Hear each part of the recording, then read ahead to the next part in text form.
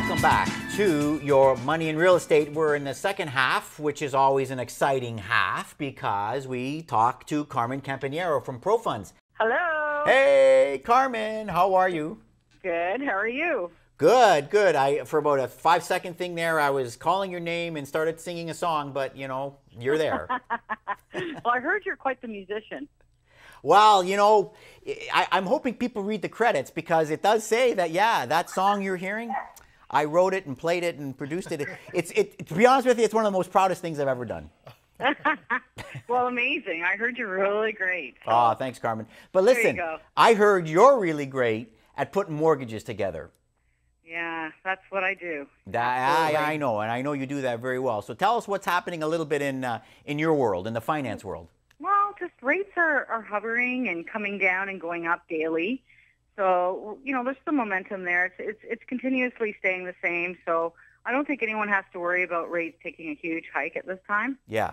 So as I say, and I believe that people should be utilizing this opportunity at this time to refinance their homes, take that money and reinvest it.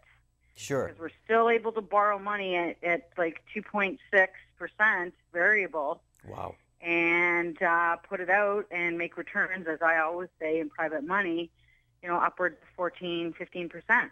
Sure. So, or in real estate, either way. I think it's amazing. So it's a great time to do that. People should be taking advantage of this time. Absolutely.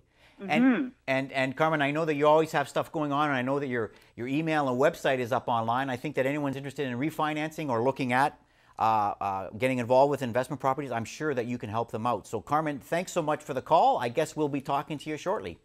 Okay, well, thank you very much. Take care, Carmen. Bye-bye. Okay, bye-bye. So, you know, we're going to get into financing, I think, as well, because we all know that it's really about making, you know, your money in real estate. Money, yeah. That's right. And it's the techniques and it's the strategies getting involved. But I want to step back a little bit because your story is so interesting. About, you know, so you got in and then you started buying some townhouses you had a real sort of bad experience. Then you started reading and realizing, hold on, maybe I was missing information, and it sounds like you were. Yeah.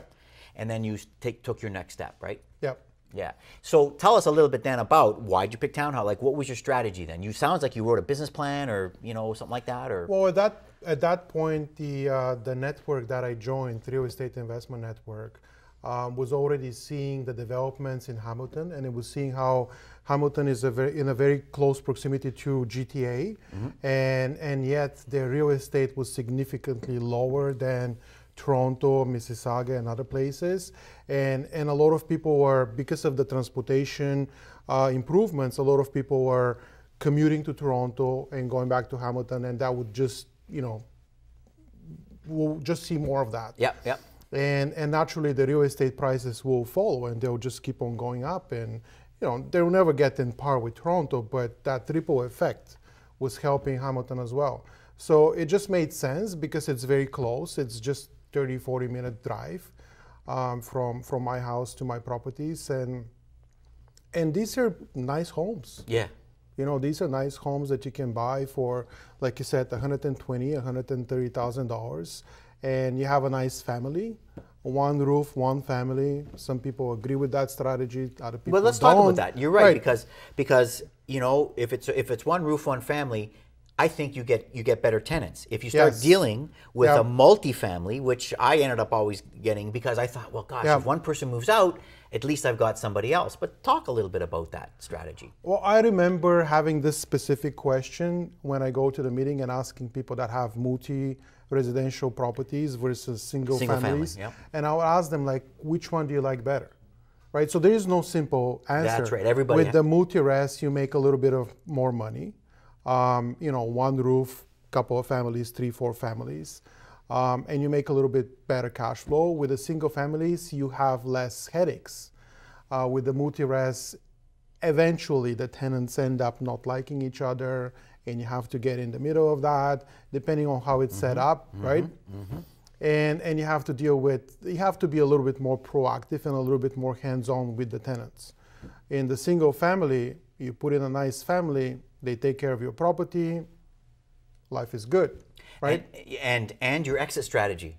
Yeah. I know that you know, I don't have backup information, but I'm sure I can prove it if someone asked me. Yeah. Is a single family home will rise in value quicker than a multi-family. Absolutely. Because the single family home is the most popular model. You Three bedroom, two bath. You can sell it to anyone. That's it. You can sell it to people that are just getting in real estate, new investors, people that will buy it for their first home, a retired couple may buy it. Yeah. You can sell it to basically anyone.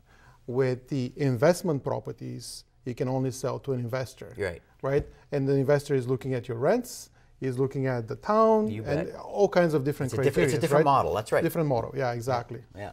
So I know that when I started connecting with you, you had really grabbed a hold of the renovation sort of thing there. So how did you get into that then?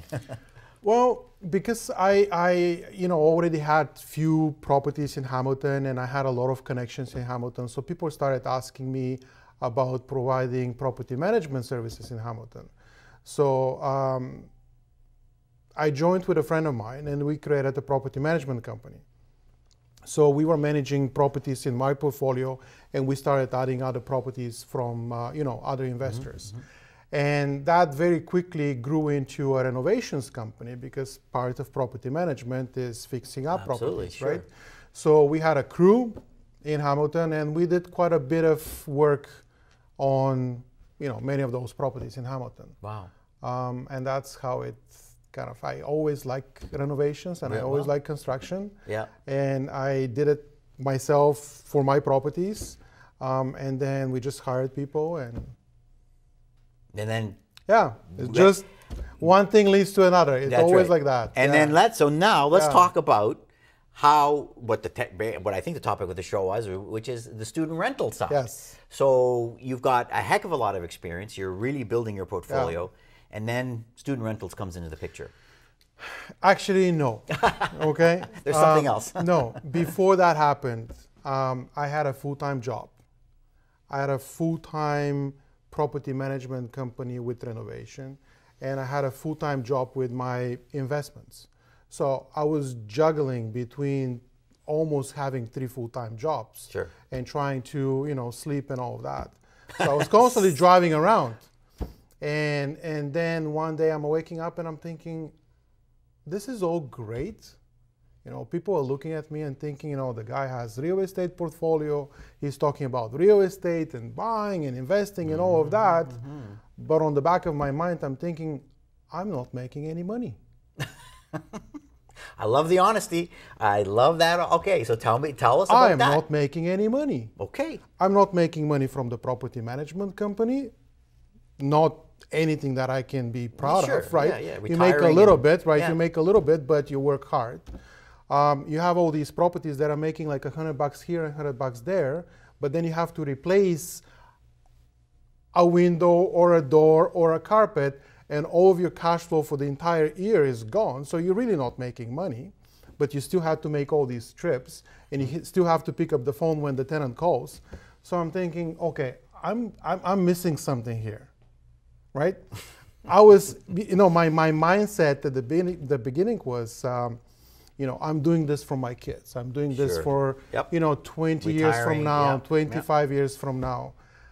But, after doing it for 5-6 years, I got tired.